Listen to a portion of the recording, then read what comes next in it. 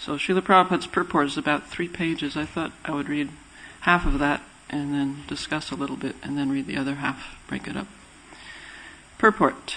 In Bhagavad Gita 10:41, the Lord says, Yad yad vibhuti mat sattvam srimad urjitam eva va tat tad eva vagachatvam mama te jam samsambhavam. Know that all beautiful, glorious, and mighty creations spring from but a spark of my splendor. We have practical experience of seeing that one person is able to do very wonderful things, whereas another cannot do the same things and cannot even do things that require only a little common sense. Therefore, how much a devotee has been favored by the Supreme Personality of Godhead can be tested by the activities the devotee has performed. In Bhagavad Gita 10:10, the Lord also says, Tesham satata yuktanam bhajatam pritipurvakam tadadi buddhi yogam tam yena mam upayanti te. To those who are constantly devoted and who worship me with love, I give the understanding by which they can come to me. This is very practical. A teacher instructs the student if the student is capable of taking more and more instructions. Otherwise, in spite of being instructed by the teacher, the student cannot make strides in his understanding. This has nothing to do with partiality. When the Lord says, Tesham satata yuktanam bhajatam pritipurvakam tadami buddhi yogam tam, this indicates that Krishna is prepared to give bhakti yoga to everyone. But one must be capable of receiving it. That is the secret. Thus, when a person exhibits wonderful devotional activities, a thoughtful man understands that Krishna has become more favorable to this devotee. This is not difficult to understand, but envious persons do not accept that Krishna has bestowed his favor upon a particular devotee in accordance with his advanced position. Such foolish persons become envious and try to minimize an advanced devotee's activities. That is not Vaishnavism. A Vaishnava should appreciate the service rendered to the Lord by other Vaishnavas. Therefore, a Vaishnava is described in Srimad Bhagavatam as Nimatsara. Vaishnavas are never envious of other Vaishnavas or of anyone else, and therefore they are called Nirmatsaranam Satam. Om Agyanat Marandasya Gananjana Salakaya Chaksur Unmilitam Yena Tasmai Shri Gurave Namaha. Nama Om Vishnu Padaya Krishna Prasaya Bhutale Srimate Bhaktivedanta Swamini Namane. Namaste Saraswati Devi Gauravani Pacharani Nirvisesa Sanyavadi Paskya Tadeshatani. Vanchakalpa Tarubhyascha Kripa Sindhu Vyevacha Patitanam Bhavanebhyo Vaishnavebhyo Namo Namaha. The all-pervading personality of Godhead exists within the heart of every living being, and an expert thinker can perceive how he is present there to a large or small extent. Just as one can understand the supply of fire in wood, the water in a water pot, or the sky within a pot, one can understand whether a living entity is a demon or a demigod by understanding that living entity's devotional performances. A thoughtful man can understand how much a person is favored by the Supreme Lord by seeing his actions. So in this purport, Prabhupada begins by explaining that, quoting Krishna in Bhagavad Gita, explaining that everything in this world comes from him. All beautiful, mighty, glorious creations come from him. It's just a spark of his splendor.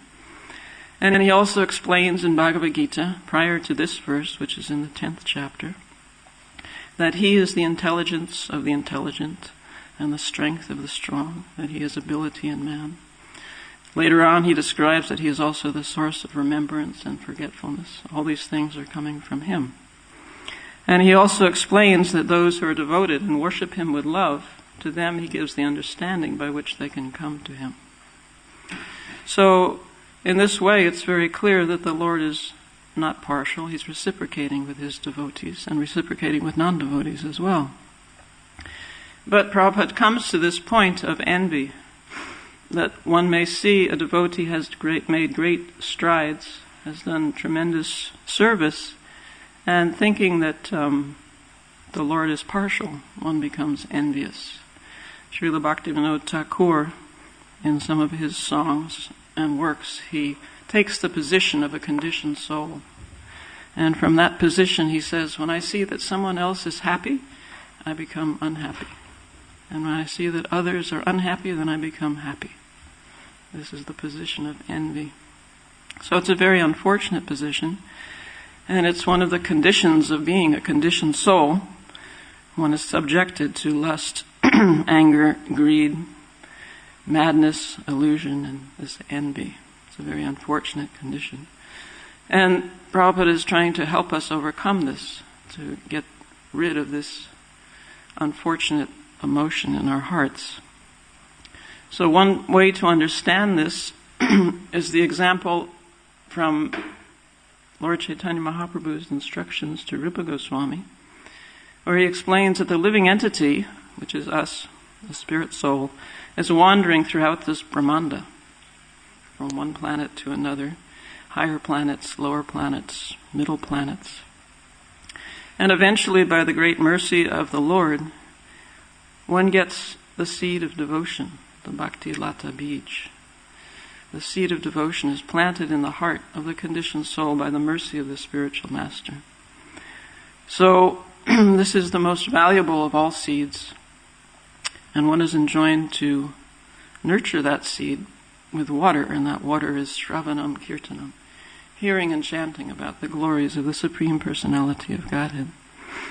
And one plants that water in fertile soil, that being the association of wonderful Vaishnavas, and puts it in the sun of the scriptures, allows that sun to shine on it. And in this way, with all these appropriate conditions, that seed will sprout. And this seed is unique, or this seedling is unique, because it can go beyond the heavenly planets. It can pierce the covering of this universe, which is very thick. We're in a universe that's like a ball, and it's covered with many layers: earth, water, fire, air, ether, mind, intelligence, and false ego. And each one is 10 times thicker than the previous one. So it's a very thick covering. But this Bhakti Lata Bij, because it's not material, it can actually penetrate that crust, many crusts. And from there it actually goes beyond the Brahma Jyoti, and it finally comes to the lotus feet of Krishna in Goloka Vrindavan, and there it bears the fruit of love of God. But the difficulty is that there are other things that grow along with the Bhakti Lata Bij. They are weeds. Ordinarily I live in Sharanagati in British Columbia, and we have the devotees there have small gardens, so I also have a small garden. And I plant seeds. For instance, beet seeds. So I was watering the seeds, and they were in very good soil. It had a lot of compost, and the sun was shining. And many seedlings came up. And there was only one beet seed in a given area, and there might be 12 seedlings. So this is a great problem if you don't know which seed is the seed you want, and which seed are the weeds. This is a great problem, because the weeds also put down roots, and they take nutrients from the soil, and their roots can become intertwined with the seed that you want, and deprive it of nourishment and the moisture, and even its leaves can cover the leaves of the seed that you want. So you're standing there looking, you don't want to pick out the wrong one.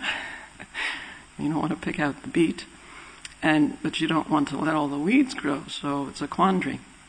So it requires some knowledge, and it's described when Lord Chaitanya Mahaprabhu is speaking to Rupa Goswami. He says these weeds also grow, and they can look very similar to the Bhakti Lata Bij.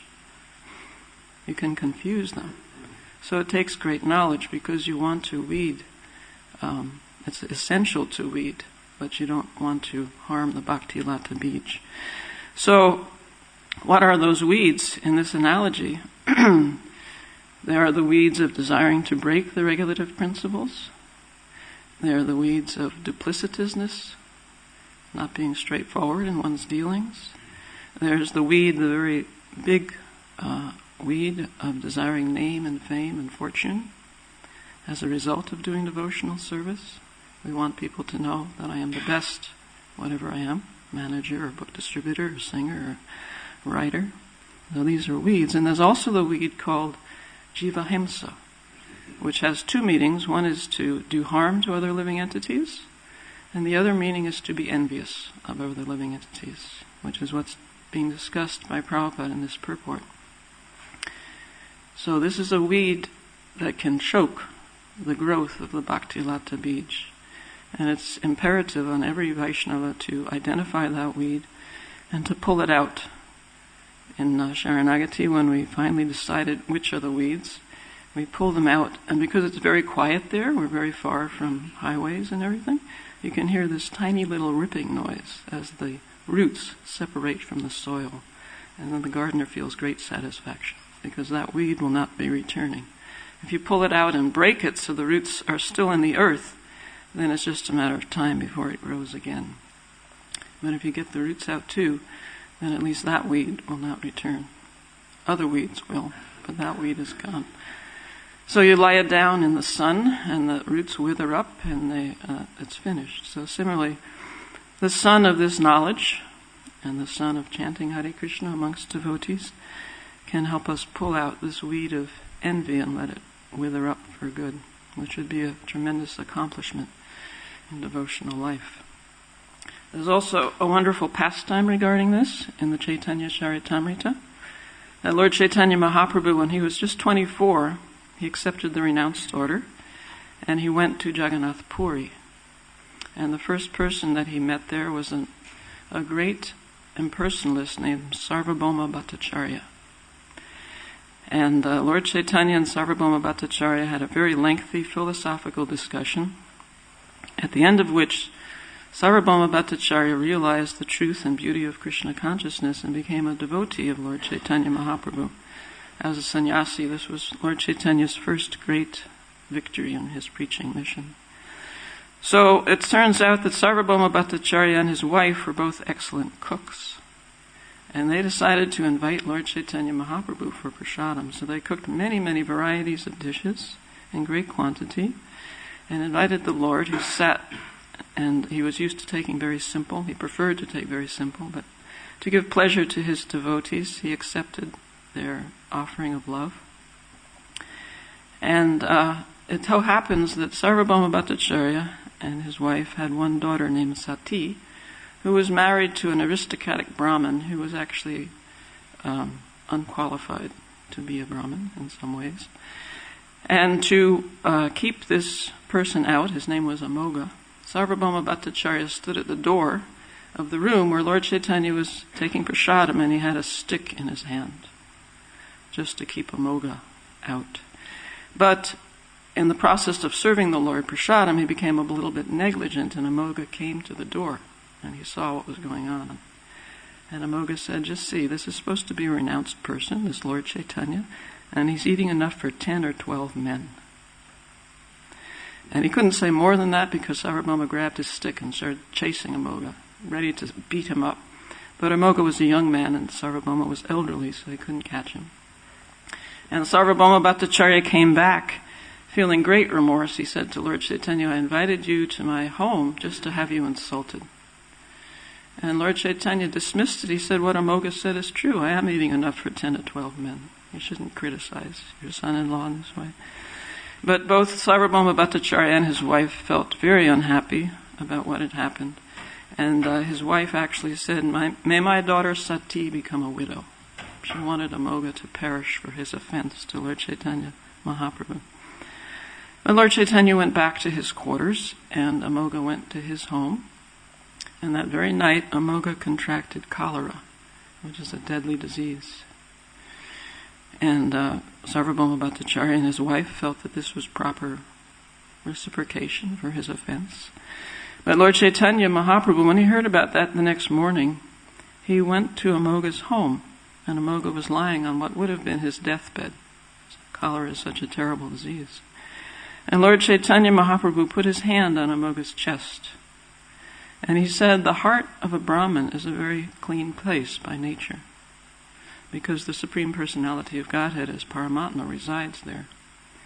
Why have you allowed the Chandala of envy to also sit in your heart?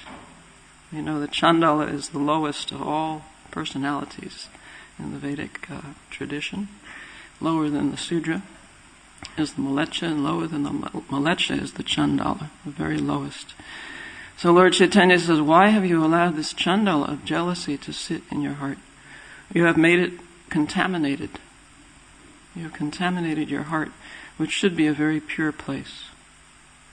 So by the touch of the Lord and by his instructions, Amoga actually recovered and began to chant, and in that way was purified. But the point being that we do have control over this envy. We shouldn't feel helpless in front of it, but by the mercy of the Lord and the devotees, and by following the process, we can become purified by this very degrading, dirty contamination. So perhaps we can go on reading the purport. There's another page and a half. As Bhagavad Gita informs us, one can understand how one is saturated with sattvaguna, rajaguna, or tamaguna. In the examples given herewith, fire represents the mode of goodness. One can understand the constitution of a container for wood, petrol, or other inflammable substances by the quantity of the fire. Similarly, water represents rajagun, the mode of passion. A small skin and the vast Atlantic Ocean both contain water, and by seeing the quantity of water in a container, one can understand the size of the container. The sky represents the mode of ignorance. The sky is present in a small earthen pot and also in outer space. Thus, by proper judgment, one can see who is a devata or demigod and who is an asura, yaksha, or rakshasa, according to the quantities of sattvagun, rajagun, and tamagun. One cannot judge whether a person is a devata or an asura or a raksha by seeing him, but a sane man can understand this by the activities of such a person. A general description is given in the Padma Purana. Vishnu bhakta smrito daiva asuras tad viparyaya. A devotee of Lord Vishnu is a demigod, whereas an asura or yaksha is just the opposite. An asura is not a devotee of Lord Vishnu. Instead, for his sense gratification, he is a devotee of the demigods, bhutas, pretas, and so on. Thus one can judge who is a devata, who is a rakshasa, and who is an asura by how they conduct their activities. The word atmanam in this verse means paramatmanam. The Paramatma, or Supersoul, is situated in the core of everyone's heart, Antata. This is confirmed in Bhagavad Gita 18:61. Ishvara sarvabhutanam hrideshe arjuna tishtati. The Ishvara, the Supreme Personality of Godhead, being situated in everyone's heart, gives directions to everyone in terms of one's capabilities in taking the instructions. The instructions of Bhagavad Gita are open to everyone, but some people understand them properly, whereas others understand them so improperly that they cannot even believe in the existence of Krishna, although reading Krishna's book. Although the Gita says Sri Bhagavan Uvacha, indicating that Krishna spoke, they cannot understand Krishna. This is due to their misfortune or incapability, which is caused by Rajagun and Tamagun, the modes of passion and ignorance. It is because of these modes that they cannot even understand Krishna, whereas an advanced devotee like Arjuna understands him and glorifies him, saying, Param Brahma, Param Dhamma, Pavitram, Paramam Bhavan. You are the Supreme Brahman, the Supreme Abode and Purifier. Krishna is open to everyone, but one needs the capability to understand him. By external features, one cannot understand who is favored by Krishna and who is not. According to one's attitude, Krishna becomes one's direct advisor, or Krishna becomes unknown. This is not Krishna's partiality. It is his response to one's ability to understand him. According to one's receptiveness, whether one be a devata, asura, yaksha, or rakshasa, Krishna's quality is proportionately exhibited. This proportionate exhibition of Krishna's power is misunderstood by less intelligent men to be Krishna's partiality. But actually it is no such thing. Krishna is equal to everyone, and according to one's ability to receive the favor of Krishna, one advances in Krishna consciousness. Srila Vishwanath Chakrabarti Thakur gives a practical example in this connection. In the sky there are many luminaries. At night, even in darkness, the moon is extremely brilliant and can be directly perceived. The sun is also extremely brilliant. When covered by clouds, however, these luminaries are not distinctly visible. Similarly, the more one advances in sattva-gun, the more his brilliance is exhibited by devotional service. But the more one is covered by rajagun and tamagun, the less visible his brilliance, for he is covered by these qualities. The visibility of one's qualities does not depend on the partiality of the Supreme Personality of Godhead. It is due to various coverings in different proportions. Thus one can understand how far he has advanced in terms of sattva-gun and how much he is covered by rajagun and tamagun. So here again we're coming to this discussion of Krishna being impartial or equal to everyone. And he clearly says that in Bhagavad Gita, in chapter 9, Samoham sarvabhuteshu madve dveshtosti na priyaha. He says, I am equal to everyone, I am not envious of anyone, I don't hate anyone, but whoever renders service unto me as a friend is in me, and I am also a friend to him. So this quality again of coming closer to Krishna, he explains that he speaks this knowledge to Bhagavad Gita because Arjuna, the person who is receiving the knowledge, is not envious, anasuyave. He says, because you are not envious of me, I shall speak to you this transcendental knowledge and realization by which you can overcome the miseries of material existence.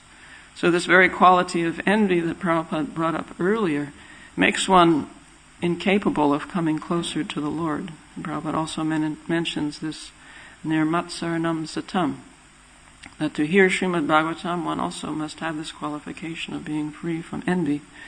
Otherwise, Krishna will not be able to reciprocate. One reduces one's capacity to hear and to understand. So, amongst religionists for many millennia, there's been this question about why there is evil in the world. If God is all good, and if God is all powerful, then why should there be evil? If there is evil, perhaps God is not all good. Jai Shri Shri Radha Gokulananda. Jai Sita Ram Lakshman Hanuman.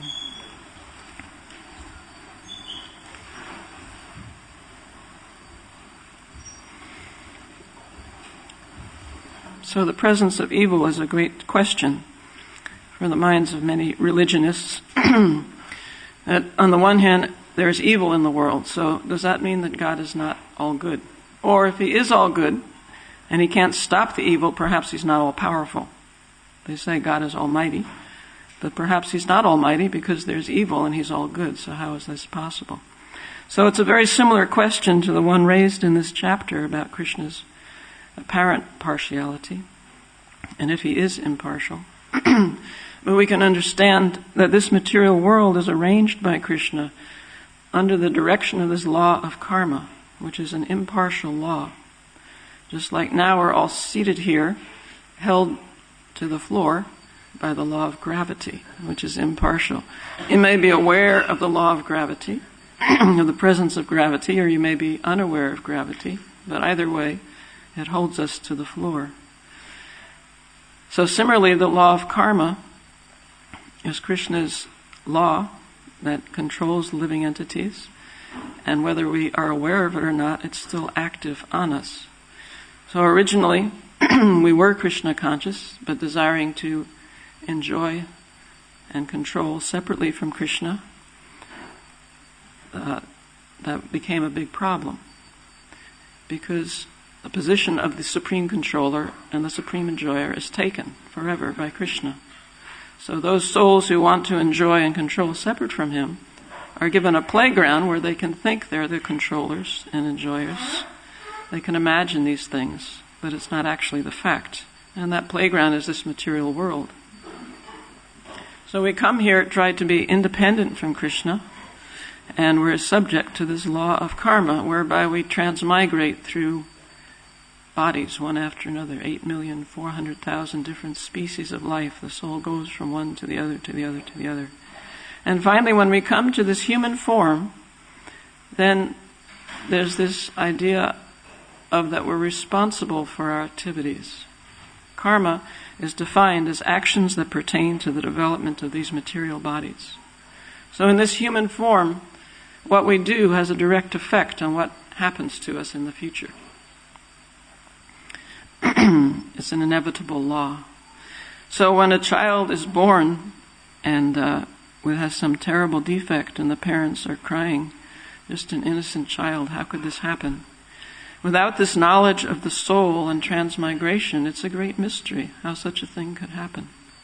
It's not explained in other sources of knowledge, but is quite satisfactorily and thoroughly explained by our Vedic knowledge that this child is a soul who carries with it in the subtle body so many impressions from previous lives and the reactions to previous lives. So the child inherits the mother's blue eyes and the father's this and this and this, but it also is bringing with us this baggage from previous lifetimes, and therefore its suffering and its enjoyment is destined. It cannot be altered, just like we cannot alter this law of gravity. It's the inevitable nature of the way this material world works, and it is impartial. Just as the law of gravity is impartial, so the law of karma is impartial. God is not our order supplier. It's not that we can say, oh, I was so good, why am I suffering like this? Because if we are suffering, it's understood it's from the activities of our previous births. And similarly, enjoyment. Which means, in essence, that each of us has to be responsible. We have to be responsible for our activities in this lifetime. And Prabhupada has shown us how to be responsible in the highest way. That Bhakti Yoga transcends this law of karma. Just as the Bhakti Lata Bij can transcend this material world, pierce the material coverings of this world, so Bhakti Yoga is also transcendental.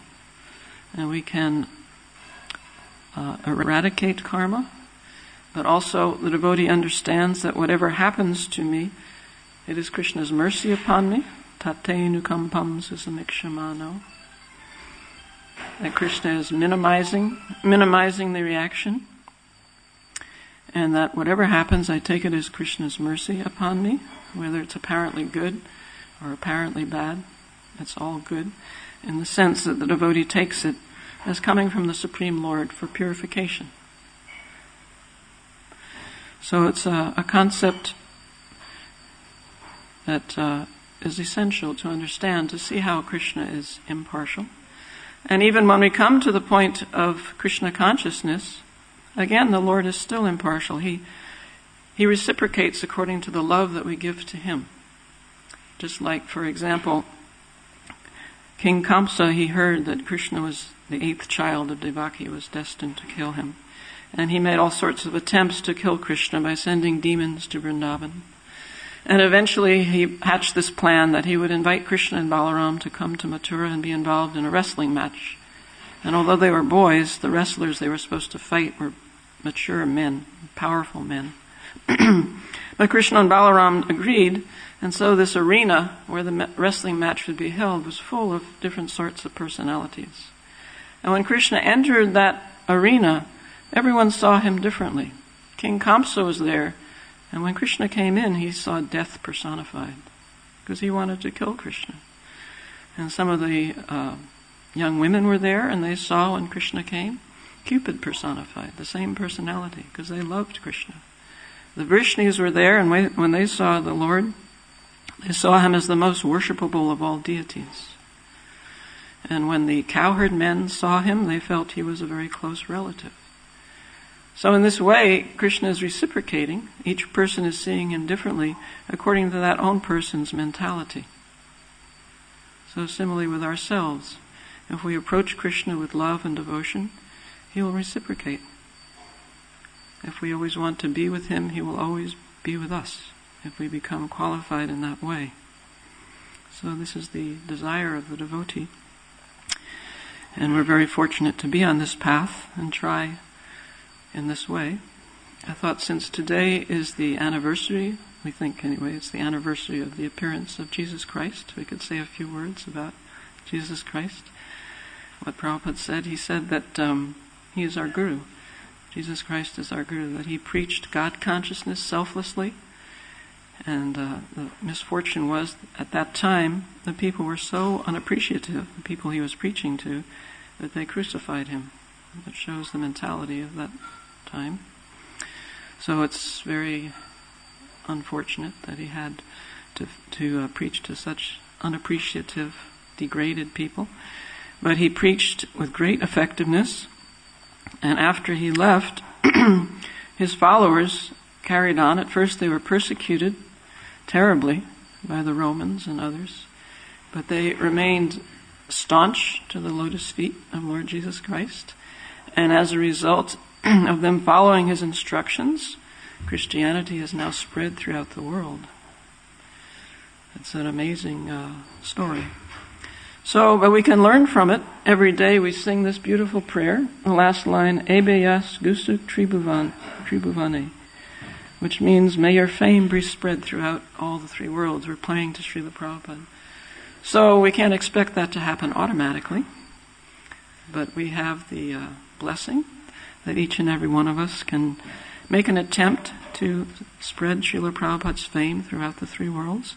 Certainly the book distributors, we're very grateful to them, that they, each and one of them, for every book that they distributed, they're helping to spread Srila Prabhupada's fame throughout the three worlds, just as the followers of Jesus spread his glories.